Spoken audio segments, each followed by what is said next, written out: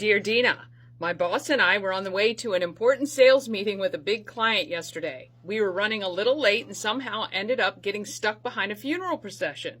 There were a ton of cars and the police were escorting them while we had to wait at a stoplight.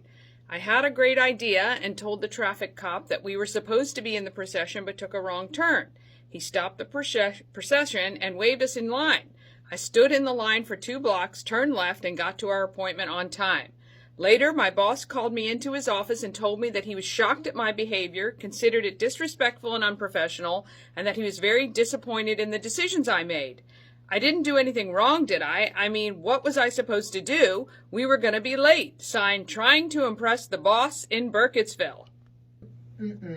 Okay, so trying to impress the boss in Burkittsville, I would say that was a swing and a miss, okay? In today's day and age, all right, so you're stuck in traffic, there's a funeral, it's disrespectful on many levels.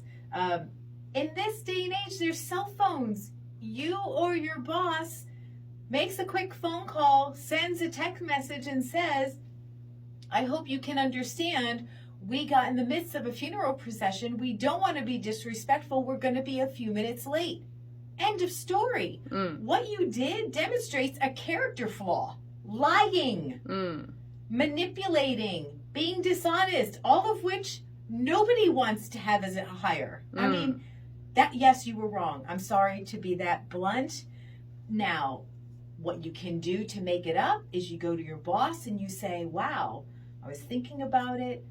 I wrote into Dear Dina. They gave some advice too on Key 103. And I'm sorry. In hindsight, you're right. I will do better. I'm very sorry for that. I hope I did not cause any embarrassment for you. And you move on. Yeah.